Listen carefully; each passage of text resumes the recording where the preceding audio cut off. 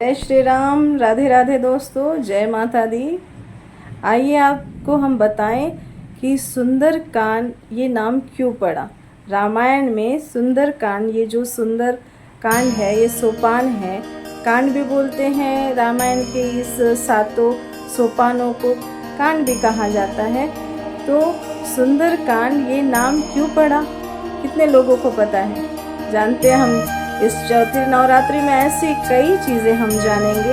आज जानते हैं सुंदरकांड क्यों पड़ा नाम। आपको पता है, रावण ने जब सीता मैया को अपना लंका में लेके गए थे तो वहाँ पे अशोक वाटिका में रावण ने सीता माँ को रखा था, है ना। तो वो अशोक वाटिका जो थी वो सुंदर पर्वत पे थी। अब सुंदर पर्वत पे हनुमान जी कैसे पहुँचे? तो समुद्र लांघ कर पहुँचे और वहाँ पे जो उन्होंने सारी लीलाएं की, जो कुछ भी वहाँ पे उन्होंने चैलेंज किया लंकापति को, उन्होंने जो अपना पूरा बल लगा दिया लंका को जलाने में, और वहाँ पे वो उनको बोल के आए कि तेरी लंका तो मैं 1 मिनट में ध्वस्त कर दूंगा।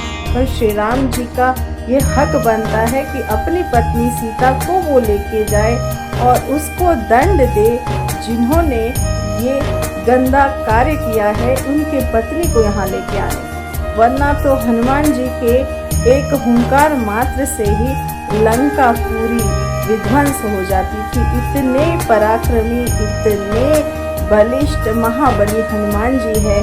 स्वयं शंकर का स्वरूप है, शंकर का अंश है।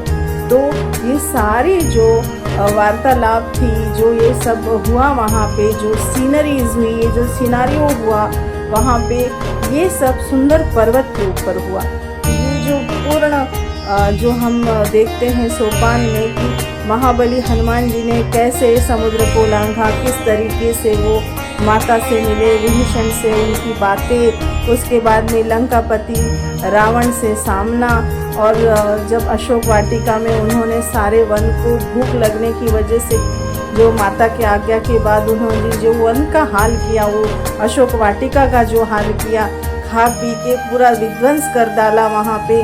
उसके बाद में इस सारे की जानकारी जब लंकापति रावण को मिली तो उन्होंने क्या किया, उसको बंधवा के लाने को कहा। तो उनको बांधना भी मुश्किल था, पर उन्होंने ब्रह्मास्त्र का आदर किया और इंद्रजीत के लिए उन्होंने सम्मान किया कि तुमने ब्रह्मास्त्र मेरे ऊपर छोड़ा है, चलो मैं इसका आदर करता हूँ और चलता हूँ, क्योंकि अब तो मेरा कार्य करना मुझे ज़रूरी है। तो मैं लंकापति के सामने अब उपस्थित होने के लिए तैयार हूँ।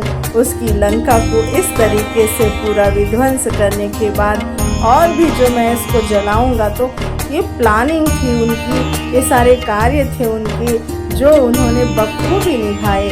ये सारा वृत्तांत जो है सुंदरकांड में है। महाबली हनुमान जी का पराक्रम, हनुमान जी किस तरीके से राम जी के लिए सीता माँ की खोज करके लाए।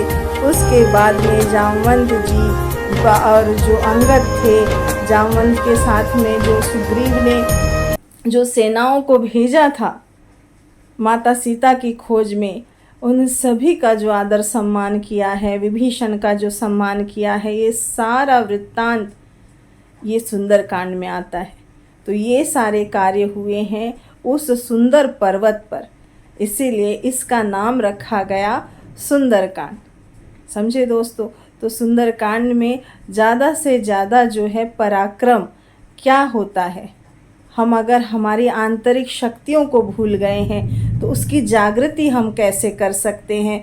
हमारे अंदर का पराक्रम, हर व्यक्ति के अंदर एक स्पेशल गुण होता है, उस गुण को जानना, उसकी सुंदरता को जानना ही सुंदरकांड है।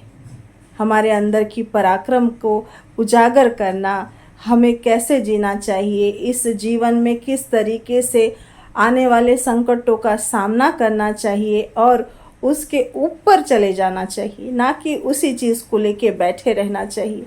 हमारे जीवन में सुंदरता होना चाहिए। हर चीज़ का हमें चैलेंज स्वीकार करके उस चैलेंज से हमको ऊपर आना चाहिए, उस चैलेंज को हराकर। यही हमें सुंदरकांड सिखाता है। तो समझे सुंदरकांड का मतलब क्या होता है। तो हर घर में हर शनिवार और मंगलवार को महाबली हनुमान जी के ये सुंदरकांड का ये जो आप सोपान है, इसका नियमित तौर पे आप इसे पढ़िए, आप इसे सुनिए और अपने जीवन में आत्मसात कीजिए। जो कुछ भी आपके जीवन में संकट होंगे वो भगवान जो महाबली हनुमान जी है उनकी कृपा से वो संकट टल जाएंगे। राधे राधे दोस्तों, जय माता दी।